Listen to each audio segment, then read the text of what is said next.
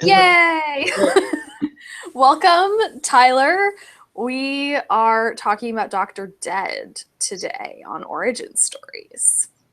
So, give us a little bit of a background about yourself. okay, well, I grew up in Louisiana, out in the countryside, and started writing stories at a very early age. My imaginary friend took was away often on space journeys, and used up the shelf of the bookmobile that had the science fiction and fantasy books, and I made them order more. So when I decided to move to begin my working life, I decided to move to Minneapolis, and that was a good choice because there are a lot of writers here. So I enjoy going to the conventions and all that, being on panels and so forth. Yeah. So what made you pick San Francisco in 1904 for Dr. Dead? I'm not sure exactly why San Francisco, except that the San Francisco Call newspaper, like the entire run of it is online. So I can go and read the news about what was going on in the early 1900s. So that was good. And it was kind of an excuse to do what I wanted to do anyway, which was to read the newspaper and look at the fun old advertisements, and they're so quaint, and pick up some of the language of the time. And also, of course, there's the earthquake. So I set it somewhat before the earthquake so that as I go along, that can be a factor.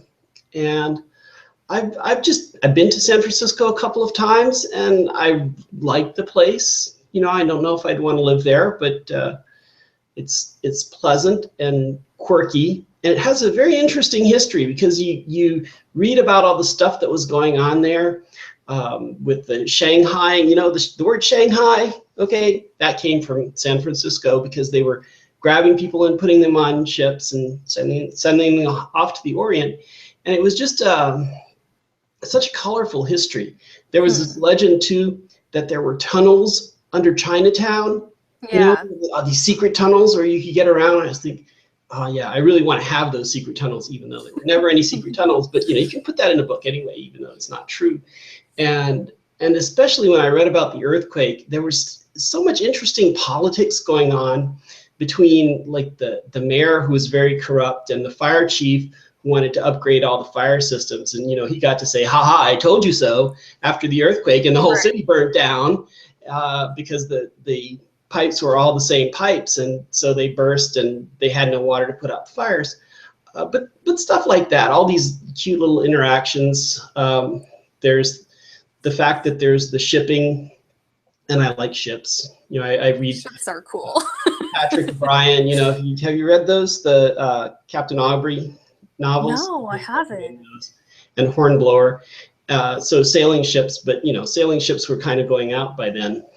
But it was just a time of belief in progress, and that was the heart of a lot of stuff that was going on. It was fun in the area, and it was post gold rush, so they'd had this big influx of money into the area, and so you had a lot of families who even though the gold rush was over, were still wealthy and influential. And of course the railroads were coming through, and there was lumbering and stuff like that going on. So that was a big part of it. I think I just fell in love with the romance of the time and the place. Yeah. So what inspired the story itself? Well, I've always been a big fan of old-fashioned horror and science fiction novels and movies. So I love the Mummy films, and Frankenstein, and Dracula, and The Invisible Man, and I pulled in a lot of elements of all those things. And in fact, I have some characters from Dracula who are making a return appearance here, because you have to wonder, they fought the vampire, they defeated the vampire, but what happens to them 10 years later? What does it do to your relationship, when your wife goes off with a vampire and gets corrupted and so forth, and her friend is beheaded and all that stuff? It's a lot of stress on a marriage. And so I wanted to follow up with Mina Harker and her son, who doesn't exist at the time of Dracula, and there's some question as to his parentage. And it's so there was that, and I also like the old zombie movies. Have you ever seen I Walked with a Zombie? You know, this is not the modern kind of zombie that goes around and eats brains and it's contagious. This is the kind where the voodoo priest gives them a formula, and they sort of die and come back, and then they're.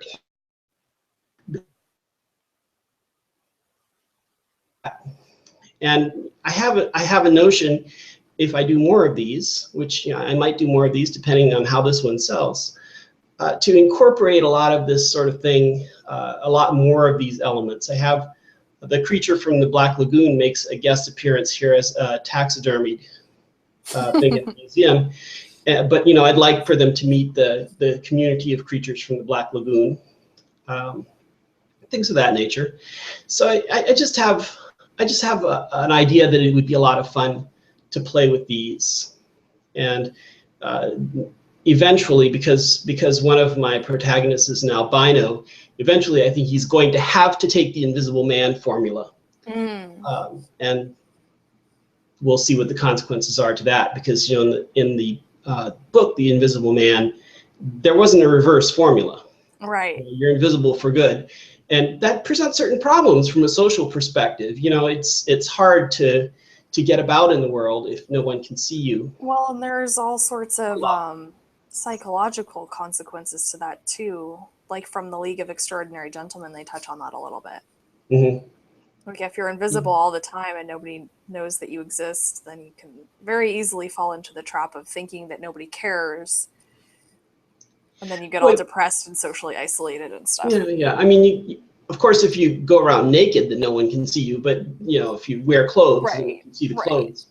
But no one can see your facial expression unless you make up all the time, which a lot of people do make up all the time anyway. And so you could see sort of what they're trying to convey. You couldn't see the pupils of their eyes, I suppose. But yeah, there's a lot of things I can do with that. So it's an environment that's rich in possibilities. So what's the coolest scientific tidbit you discovered as you were writing? Oh God, let's see. This is of course all set in the past, and so it's not like any of this was news. But I really enjoyed reading about the automobiles of the time, because there was they were really just learning how to build these engines. Automobiles were fairly new. And one of my protagonists is a real automobile fan. He's a top-notch mechanic who plays with chemistry and other things too, and photography, but he loves automobiles, and he advises his grandmother who wants to buy a car, which kind of car she should buy. And of course he chooses the one that's the coolest. Right. And that can go 60 miles an hour on a good road.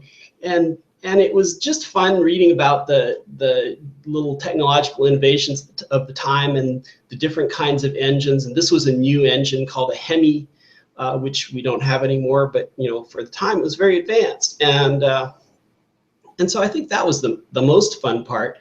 I did enjoy finding out about the vacuum cleaners they had at the time, because that was a new thing. I found an ad for a contemporary vacuum cleaner, and it showed it's described in the book actually, because someone asks my protagonist's advice about this thing. It's hand pumped, and so you've got this big bulky thing with a big handle, and it sucks up the stuff from the carpet. And that was just kind of quaint to picture that in use. Yeah. Because before that, you need to clean the carpets. Well, you take the carpets outside and you shake them and you beat them. Right. And then you take them inside and you put them back down, which if you've got a hotel or something with miles of carpet, that's a huge job. And so it was a big labor savings. So I don't know, from the standpoint of cool stuff, I don't know if my idea of what's cool is the same as everyone else's. But those little strange details, reading about tonic that had radium in it, because radium was way cool and new. You know, so they put radium in their tonic, and of course, you know, it erodes your jawbone and stuff like this. Not exactly the sort of thing you want to drink, but it was scientific, you know. So Yeah. Yeah. So what was the most fun about discovering your characters and getting to know them? well, you know, the most fun I had was actually not with one of my two main characters, but I have a third person who's introduced partway in, who's an Indian princess, or at least that's how they describe her. Actually, her father is elected chief, so it's not like it's hereditary title or anything, which is a point she makes. But I looked into the local Indian tribes in the area, and I found one called the Hoopa. Mm-hmm. Now the Hoopa are really cool. They're the coolest Indians I've ever heard about. They're way out in the mountains, and they have gold mines out there, and they raise sheep and stuff. But when the U.S. Army came to take their land away, they fought them off, and they kept their valley, and they're still there, and you know, very self-reliant, very formidable opponents. And I thought, wow, that's such a great story. I actually contacted the tribe's historian, who was at the time writing a book about them. And so I chatted with him for a while, and he sent me information about, you know, census as of the 1900s, how many people would have been there, what their names were. They were sort of semi-Christianized, and so they had Indian names and Christian names, so that they were called like John Carpenter. Okay, that's one of the names from the time, and that was kind of interesting. You know, they had the secret name, and their religion was kind of a mix. You know, Christianity and some of their old ways. So that was. I just enjoyed learning about that tribe and talking to their historian, and Yeah. so I wanted to make her, you know, she grew up on a farm. She grew up hunting and doing all these things. And of course she comes to town, and they're used to the town girls who have been more sheltered, and they're treating her like one of them. And she's not very patient with that. And she says, you know, I'm not made of sponge sugar. I grew up on a farm, come on. And so she doesn't want to be treated in that way. So that, I think, was a big part of it. And then later on, I have this same character undergo some fairly horrific experiences off stage, and we meet her again, and she's changed. You know, she's tougher than she was, and she's going around with a revolver ready to shoot zombies and so forth. But at the same time, I don't want to give too much away, but we get to contrast her directly with her old self, and see just how much has changed for her. So that, I think, was the most interesting bit of character development in there. So what are we gonna love the most about Dr. Dent? Well, I hope that you're gonna love the characters, because that's what I think stories are really about, is, you know, the characters and what they want and what they think are cool. I think the most important thing about characters are their flaws. And so when you see Quincy, he's the older of the two cousins who are in the book, and he very much wants to be the cool guy. And you can see early on that he's played fast and loose with the truth a little bit, as far as being the cool guy, and so some of his facade starts to fall off. But I think that's, you know, what makes them human. I think that's what makes it fun and humorous, because you know, really, humor isn't about telling jokes. Humor is about seeing what's inside of people, and how they fail to quite interact right with the world, and being surprised by the way they behave. So it's the relationship between the two boys and how that evolves over the course of it. Well, thank you so much for sharing. I am looking forward to reading it. Good. There was something else I wanted to tell you about how this thing came about, though. Because when I started writing this, I didn't envision it as a novel. I thought I was going to write a series of stories because there's local publication, Stupefying Stories, that publishes online. And I sent the first one to the editor, and he liked it, and he published it. And I sent the second one to the editor, and the first one was Night Shift of the Living Dead, which is the first section of this book. I sent the second one, and he said, oh yeah, I like this too. But he didn't publish it yet because he had a bunch of other stuff. And I sent him the third one. He said, okay, now where are you going with this? And so I said, well, I figure in 1 or 2 more episodes, I would, wrap up the main story arc involving the evil doctor. And then, maybe go on to other things. He said, well, why don't you wrap up that story arc and we'll just put that all together as a book instead of publishing the individual sections. Right. So I hadn't really intended to write a novel. Though I've written, other novels, which I'm trying to find homes for right now. But so that was a bit of a surprise. I thought I was publishing short stories, and voila. Yeah, that's fun. Yeah. Yeah.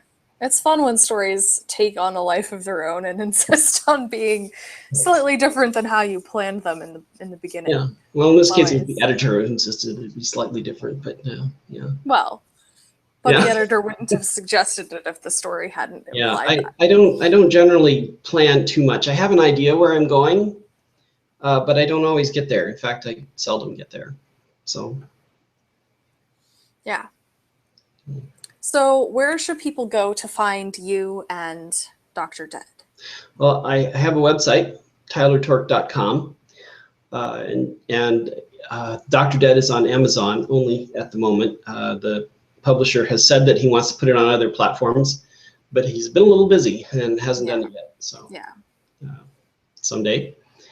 And meanwhile, I'm really trying to sell this other stuff. But if anyone wants to see what else I've got available, go to my website. And I'll always have a list there of everything that's there. In addition to this, I have another thing on Amazon, which is a short story, a standalone short story about semi-true events from long ago when I lived in British Honduras, which is now Belize. And that was kind of weird and interesting.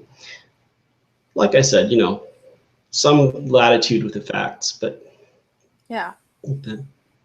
So. Well, thank you so much. I look forward to seeing what else you put out there. Thanks.